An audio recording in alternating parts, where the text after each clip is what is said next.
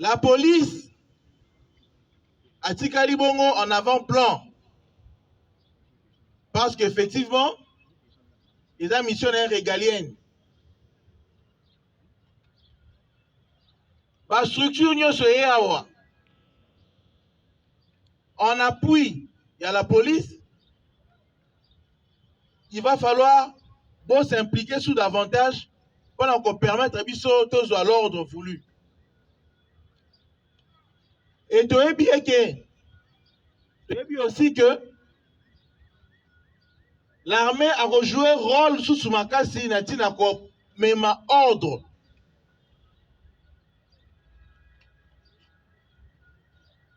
Alors, na ko rappelé biso nyonso awa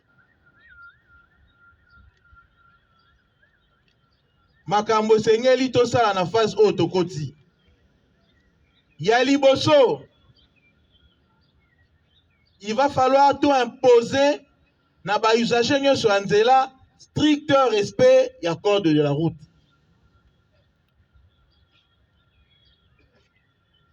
Soki biso nyonso to respecter code de la route, tokotambola malamu.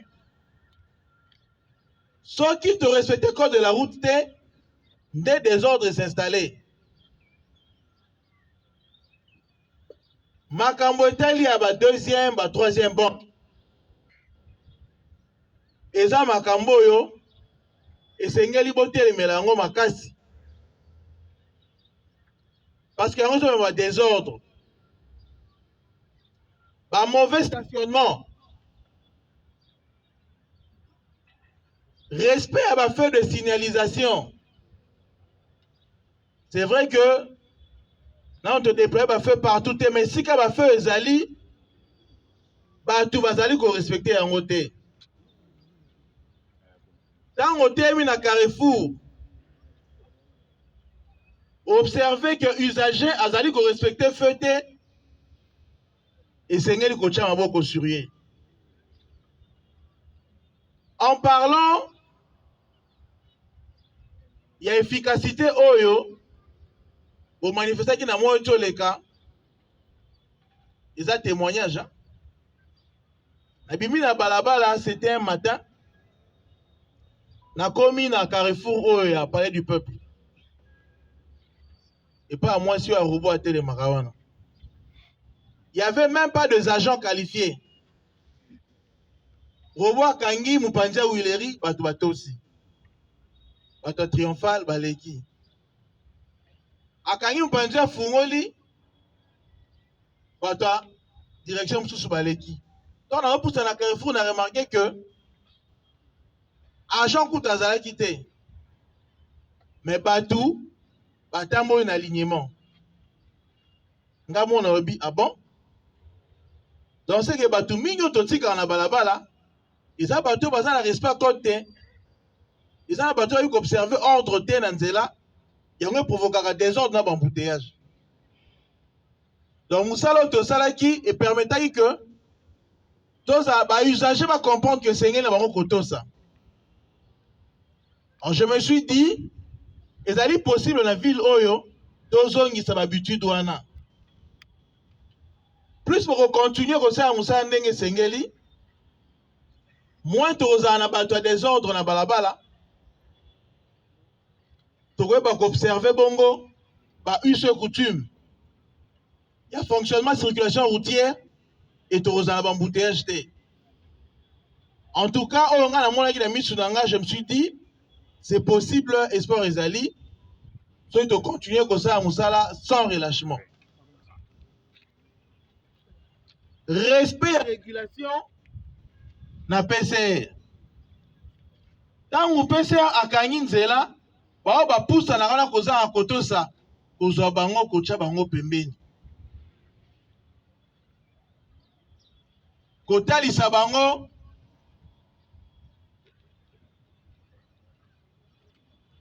strict respect à code de la route et aussi soumettre bango na ba monde pour que Marambouane continue de se soutenir.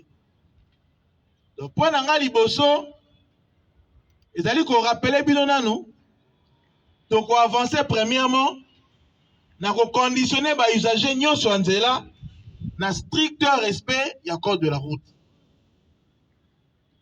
Deuxièmement, nalingi na rappeler bino que mutuka soki eza na état bien te, il faut ezala interdit de circulation.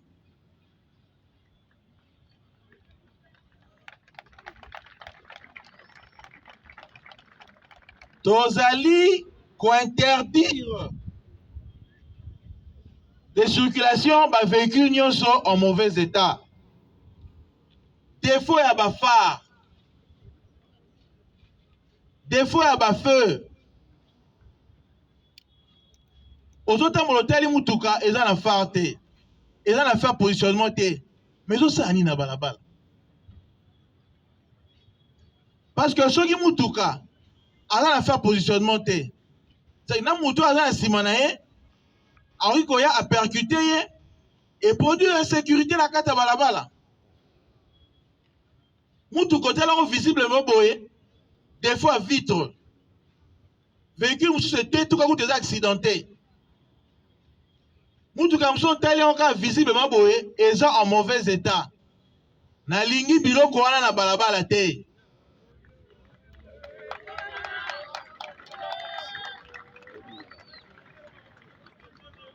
Mutuka soki eza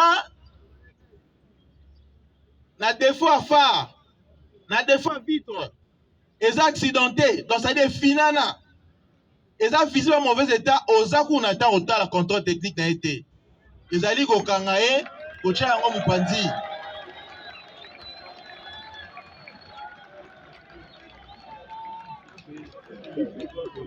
Kolongola yango carrément na circulation.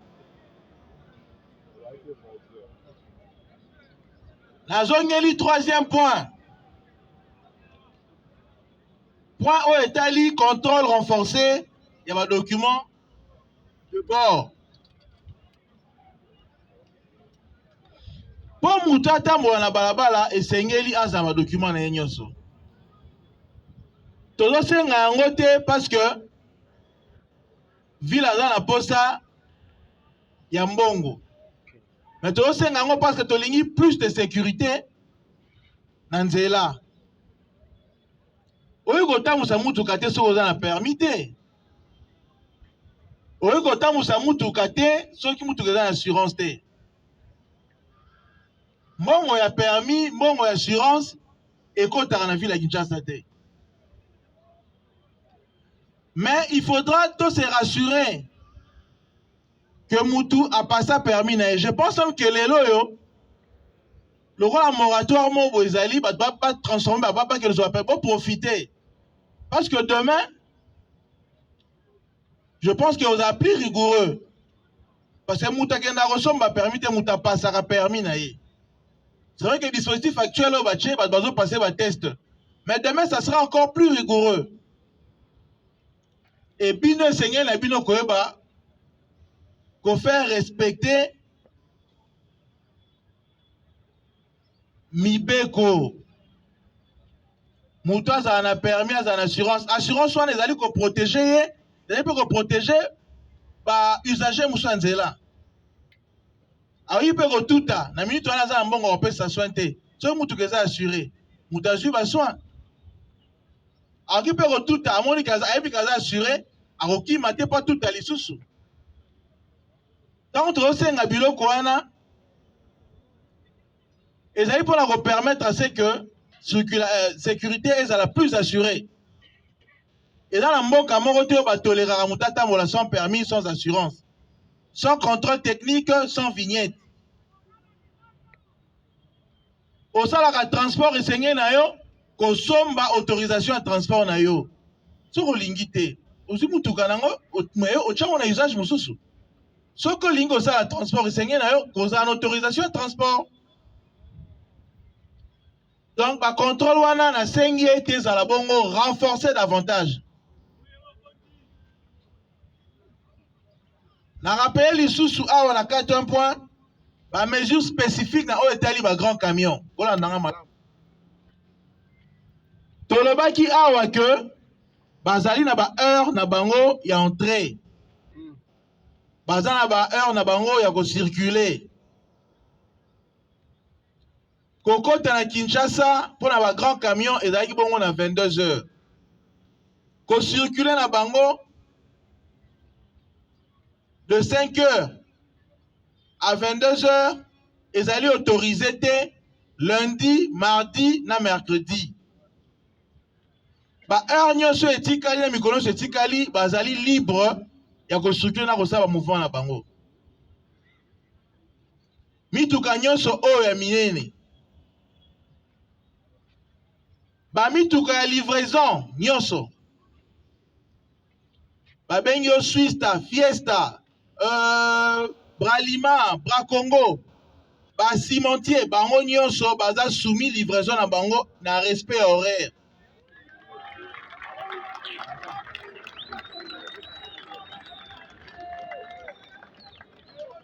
Namona ba mituka wana te na mikolo oyo esengeli te kotambola.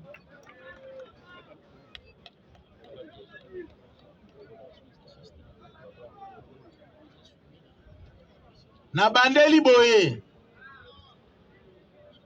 Ba grand camion. Na ba mituka livraison.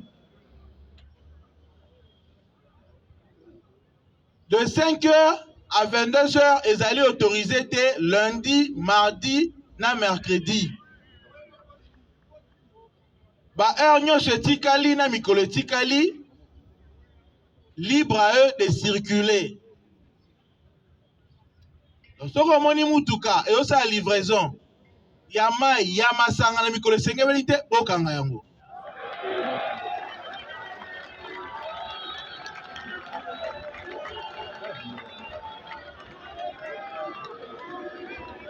Eza na mutuka moko te, eza na société moko te oyo azali dérogation epesami te. Bango nyonso baza soumis na régime moko.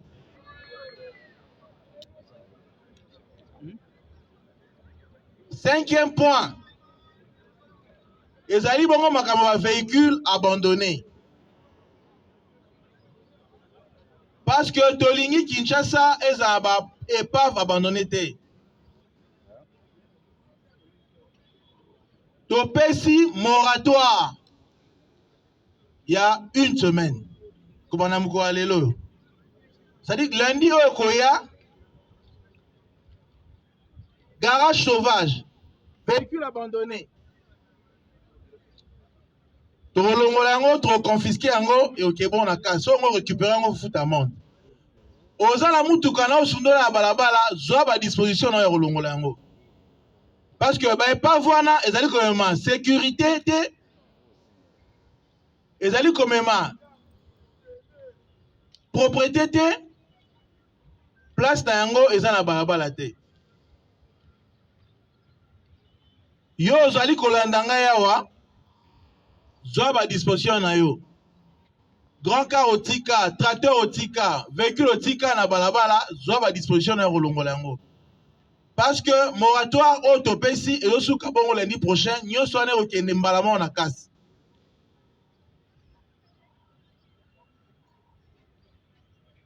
Pour te remarquer que bepave o eza na balabala, eza ko permettre c'est que bato makanisa be baba tamana kati, makama be sala makana kati, salité et mata aux abords ya banzela na biso. Alors, sixième point, ezali makambo etali bongo ba enlèvement na ville ya Kinshasa. Na nzela ba mituka ya transport. Précisément ba taxi.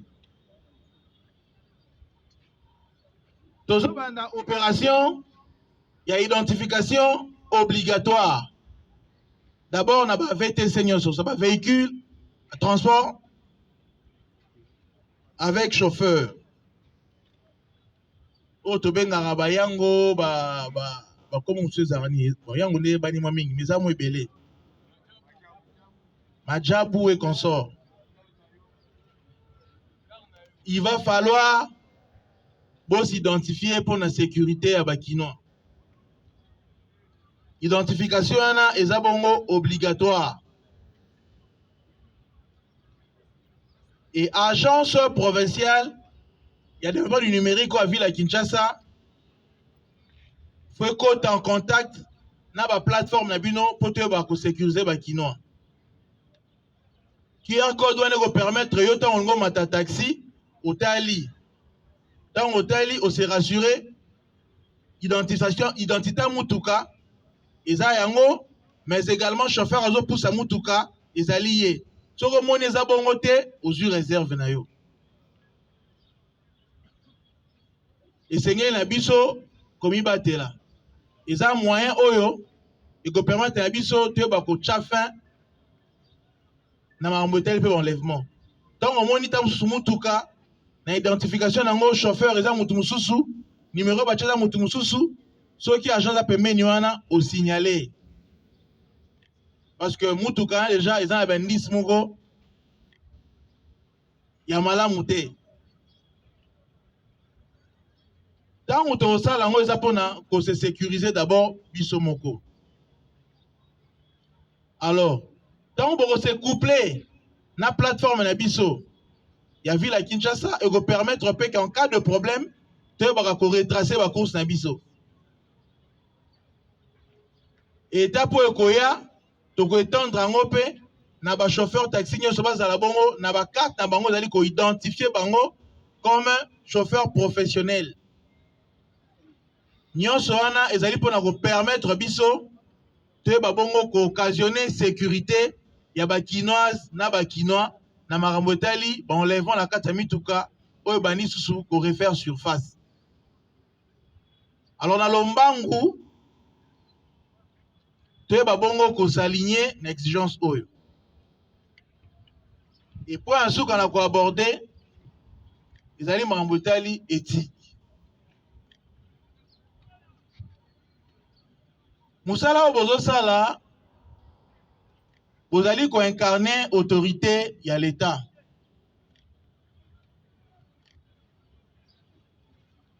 Tant vous allez ko incarner autorité ya l'État, l'État abandara na 9h te na balabala. Toye ba bongo ko observer ponctualité. Na respect ya ba shift o ba pesi bino. Boza bongo na courtoisie.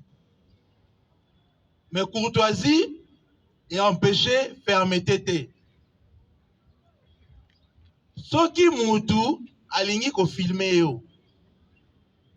Tango osa musala no malamu ko komisa yango débatté. A s'aligner atazo filmer yebise a s'aligner sengai o seni ko sengai asi sur la tse biloko o fomona ozongisi et le contrôle n'est pas bloquant. Tango la police a télémisi mutu, toi télémisi Carrefour. Bo décider mutu ko bomoni que eza bendis moko ya malamu te par rapport à moto lobiawa baza na mupanzi mitu kamso eleki. Après bo procéder na ba contrôle na kata mitu kawana. Soki bo silisi bo lekisi yango. O aza en ordre aleki. O aza en ordre te, aza la bon retenu, aza la bon conformer selon l'exigence oyo et sengi pour na contrôle mixte oyo. Na lengi discipline ezala. Vous avez bien présenté. Quand on a Carrefour, il y a désordre. Et désordre, oyo, tozolo ba oyo. En tout cas, je dois préciser. C'est dans vos divers rangs que le désordre se produit.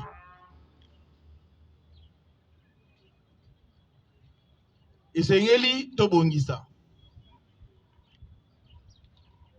Tous à la bongo, par modèle. Parce que Moussalo Bossali, je pense que Bakinois Nyon va profiter d'inango. Et na rolobana ba unité Nyonso. Oye ko appuyer la police na Moussala oyo. Na pesi bino longonya. Parce que tu observes tout un mois à Kinshasa, chose au Tobosana, babouchon ezalaki te. Na lengi relâchement ezala te. Na kobakisa pe awa pour la situation ya bandeko ya la police. Prime to per diem na bino ezozela bino. Venez vous enregistrer à l'APDNK en collaboration avec vos autorités pour organiser un pour accéder à votre prime. Nenge batu nyonso bazwaki oyo ba. To continuer na musala oyo na tina ete to pesa ba kinoise na ba kinois vie moko agréable. Na sepeli na musala bosala kina na baki ya bandeli. Musala oyo ekokota na histoire. Soki vous se relâchez te. Soki vous se relâchez et nango na ba oubliette. Kinshasa ezo compter na bino makasi. Les embouteillages nous gangrènent. Soyez fermes. Bosala mamunyo so ba point nyonso na ebisi bino. Na tina ete to wabongo kozwa alignement. Zala courtois mais ferme. Parce que moutinyo sa yebi ke pa imana balabala et sengé na koza na permis, koza na assurance, ko futa vignette, soka sala transport, ko futa autorisation na ya transport. Eza débatté. Moutinyo so o atambola na nzela ayebi ke il faut ko tosa code de la route. So muta tosi code de la route te boche pembeni. Ba mituka oyo eza dinya koza na balabala te bozo yango bocha pembeni. Soki tu observes biloko nyonso tolobi awa tokozwa résultat malamu. Lobi déjà na la posa Kinshasa et sentir que boza.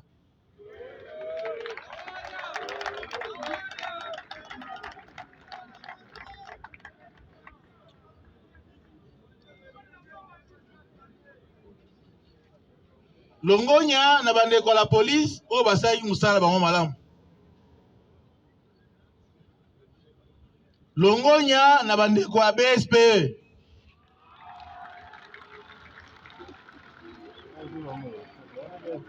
Pona musala oyo bozo sala na tina opération oyo. Longonya na bandeko ya transport mais également na bandeko ya régie. Na sengi na bino na kati ba Carrefour bozala na unité. Coordination entre vos services et ça malamu. Bozala te pour na mitchell ba bateau dans le roue. Bozala pour retravailler en unité en collaboration pour appuyer la police. Les loyaux, l'élément, il y a armé au bazar associé, pour qu'il y ait plus de l'ordre. Parce que on va soit dans la mingité.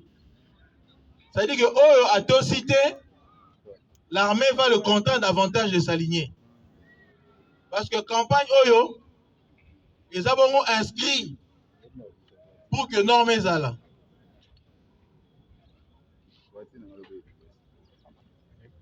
Je vais paraphraser un peu là. La phrase à colonel. Toute coopération au police et convaincre biso que, à combien de mesures, il y a gérer la circulation routière convenablement. Certes, il est vrai, ils ont une mission régalienne à la police. Mais tu commis awa parce que fluidité voulue, ordre voulu, ils ont un rendez-vous. Ngai naza papa na bino nyonso. Na lingi bosa la musala malamu. Na lingi bosa na collaboration. Bosa na professionnalisme. bola kisa na bande kwa Kinshasa ke musala bozali kosala eza na intérêt na bango. Parce que tant bambouteillage ezala quitté bazali na esengo. Eza quand même normal te na kata ville na biso mutu akomo futela bandako mibale. Afutela na monga fula ayesu koluka bandako mwa muke na lingwala. Avant na bibwa ayekoluka ndako mwa mususu na barumbu. Azala na système Mobutu ayesu kozwa appartement na Gombe. Azala na ma campagne abakisa appartement na Gombe. Non. Bosunga de manière professionnelle, ville à Kinshasa, et fonctionner comme il se doit. Oya koto sate esenye na ye azala bongo forcé à koto sani na lobaka. Bozana pour la complaisance te, bozana pour la fermeté na kati. Bozana pour la fermeté na kati ya balabala.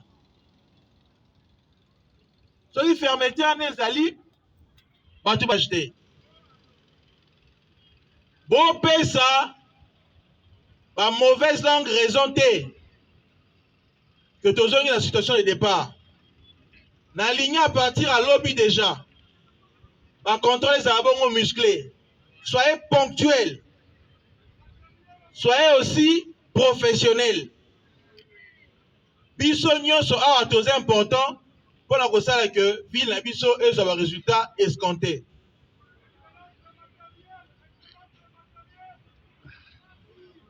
Toko renforcer bino lisusu na ba ers na ba mbasu pour permettre que coercition ezala makasi. Donc tolobi oya motu atoka koloba na cette fois auto partager awa bo ruminer yango lobi na nzela toka bon komona ba résultat na yango. Je vous assure nazui ba témoignage mingi na sens ya ko féliciter bino. C'est vrai aussi babilo ka mike oyo to relevé awa esengeli na biso to yeba kolongola ngo ko banir yango oto bongisa image ya musala tozo sala. Beaucoup de Kinois ont été fiers de vous. Parce que grâce à vous, t'observez qui, tant ya moulaï, auto tika kozola Kinshasa te, y a disparition à bouchon. Et na banti ete, komanda lobby, na ko compter la ville pour que l'isolo ba bouchon ko la ville à Kinshasa. Na ko compter pour que ordre ezo na ville à Kinshasa. Na boende ne tolobaka ke lobby e koleka lelo Kinshasa ezo bonga. Mapoko pona bino moko.